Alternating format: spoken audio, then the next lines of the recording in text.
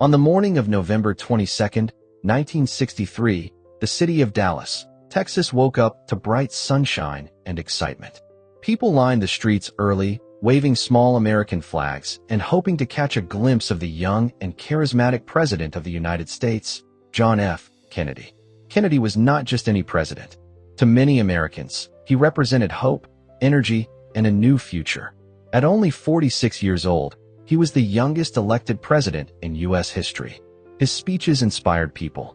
His family captured the public's imagination. The White House during his presidency even gained a nickname, Camelot, like the legendary kingdom of King Arthur. But on that warm November day, something terrible was about to happen. Something that would shock the world and leave a deep scar in American history. That morning, President Kennedy and his wife, Jacqueline Kennedy, boarded Air Force One in Fort Worth, Texas. They were traveling through Texas as part of a political trip meant to strengthen support for the president ahead of the 1964 election. The plan was simple. The presidential motorcade would drive through the streets of Dallas so the president could greet the public. Crowds gathered along the route. People climbed onto sidewalks, rooftops, and grassy areas just to get a better view. Many held cameras. Many waved. Many smiled. They had no idea they were about to witness one of the most tragic moments in modern history. Around 11:40 a.m., the president's plane landed at Love Field Airport.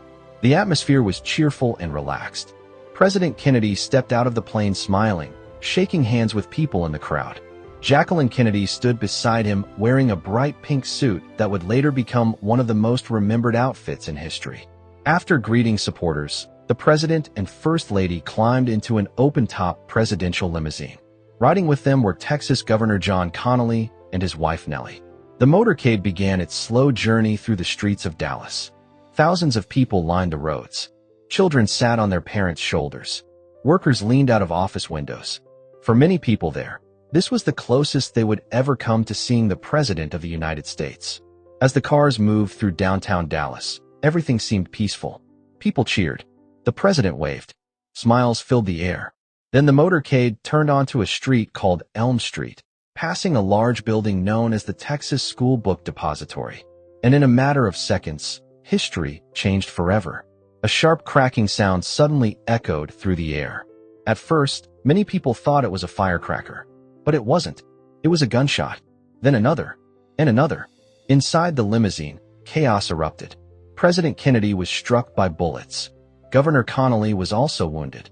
The cheerful atmosphere instantly turned into horror. People screamed. Some dropped to the ground. Others ran for cover. Jacqueline Kennedy climbed toward the back of the limousine in shock and panic. Secret Service agents reacted immediately. One agent jumped onto the moving car to shield the president. The driver pressed the accelerator, racing toward the nearest hospital. The limousine sped through Dallas at high speed, heading for Parkland Memorial Hospital. Inside the hospital, doctors rushed into action. They worked desperately, but the injuries were too severe.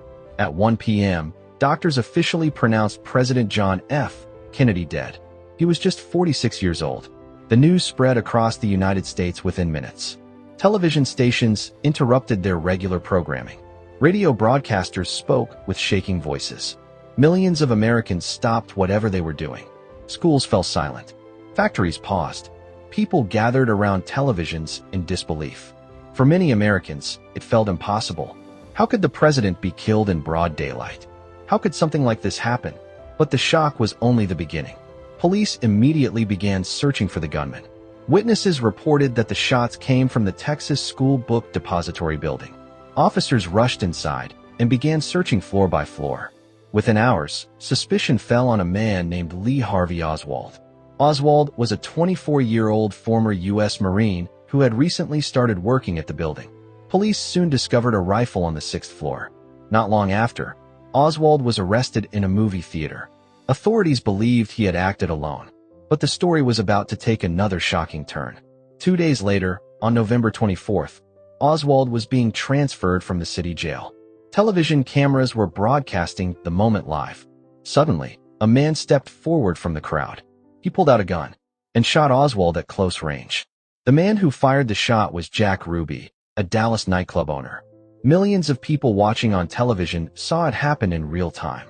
Oswald died shortly after at the same hospital where President Kennedy had died.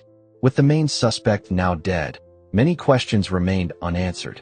To investigate the assassination, the U.S. government created a special committee called the Warren Commission. After months of investigation, the commission concluded that Lee Harvey Oswald acted alone. According to their report, he fired 3 shots from the 6th floor of the Texas School Book Depository. 2 of those shots struck President Kennedy. But not everyone accepted this explanation. Over the years, many people began asking difficult questions. Could one man really have carried out such a shocking attack alone? Were there other shooters? Was it part of a larger conspiracy? Some theories suggested involvement from foreign governments. Others suspected criminal organizations. Some even believed people within the government might have been involved. To this day, the assassination of John F. Kennedy remains one of the most debated events in history. Even decades later, new documents and investigations continue to appear. But beyond the mystery and speculation, one truth remains clear. The death of John F. Kennedy deeply changed the United States. The country lost a leader who symbolized youth, optimism, and possibility. People across the nation mourned together. At the funeral in Washington, D.C., world leaders gathered to honor the fallen president.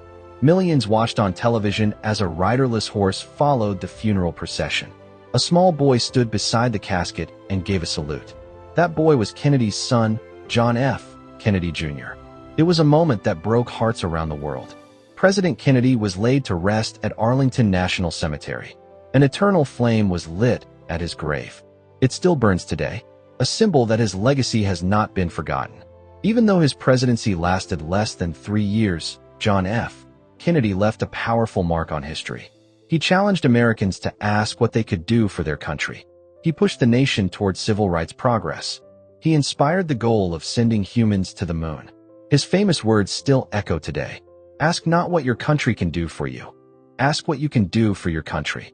The tragedy in Dallas remains one of the most unforgettable moments in modern history. A moment when hope turned into heartbreak. A moment that reminded the world how fragile leadership can be. And a moment that still raises questions more than 60 years later. But history also remembers the courage, vision, and inspiration that John F. Kennedy brought to millions of people. His life was short, his leadership was powerful, and his story continues to be told so future generations never forget that day in Dallas when the world changed forever. And if you enjoyed this story and want to learn more powerful moments from history, make sure you like and subscribe to my YouTube channel. Like and subscribe for more videos like this.